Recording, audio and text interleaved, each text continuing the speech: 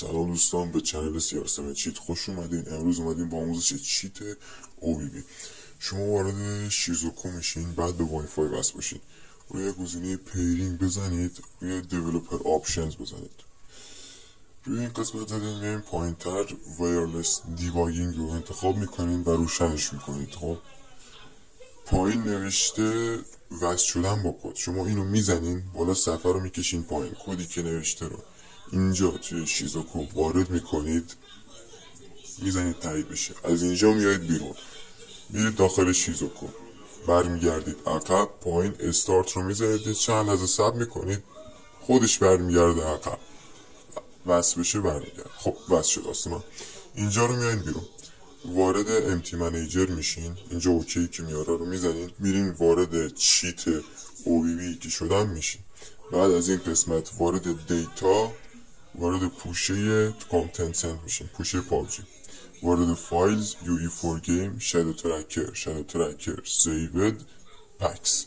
اینجا 3 تا فایل هست که باید پاک کنید، مثل آموزش دیتا که آموزش دادم، اون 3 تا فایل رو پاک میکنید.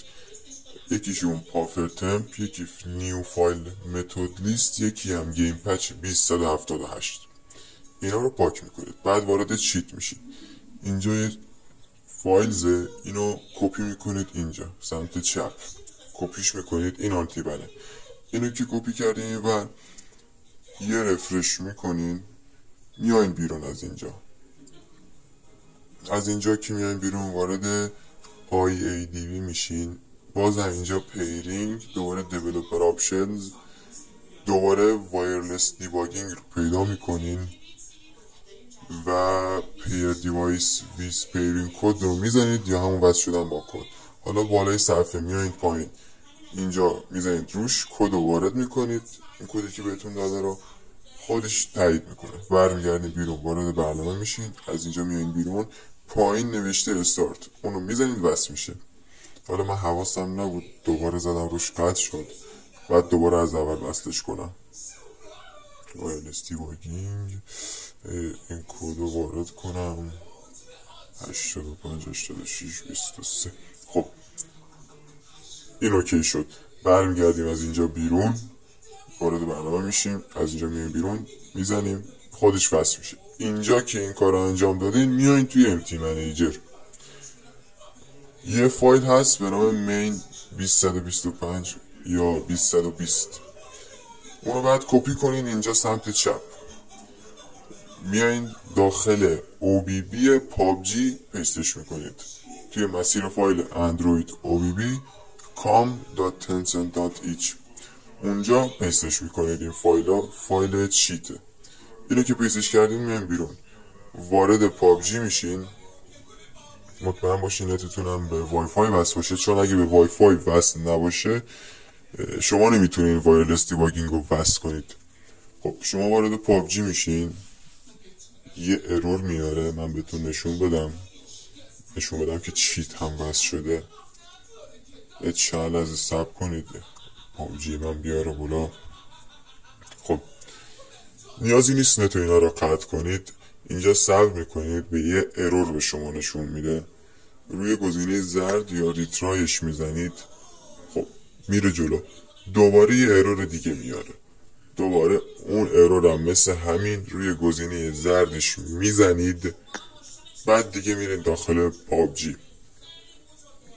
یه چند لحظه صبر کنین، از منم بیاره بالا.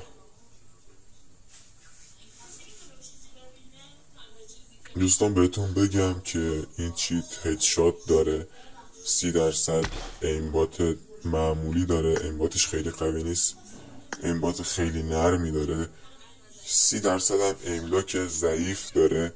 هدشات فول بادی به هر جای بدن طرف تیر بزنید هدشات میشه، با یه ایکس افکت خیلی ضعیف که شما مثلا داخل رومی چیزی میخواید ویدیو بگیرین یا رکورد بگیرین معلوم نشه. خب همینطور که میبینید ایکس افکتش ضعیفه، یعنی هدشات هم تیرین کار میکنه، هم هر مپی که شما فکرشو بکنین میبینید که به هر جای بدن انمی تیر بزنین هدشات میشه. اصلا شما OBB از این قوی‌تر دیدین؟ فعلا هم نسخه 32 بیتش رو گذاشتم داخل چنل که بند نداره، چون نسخه 64 بیتش تازگی داره بند میده. فعلا هم ما نتونستیم درستش کنیم، ولی 32 بیتش مشکل نداره، خیلی هم عالیه، اوکیه.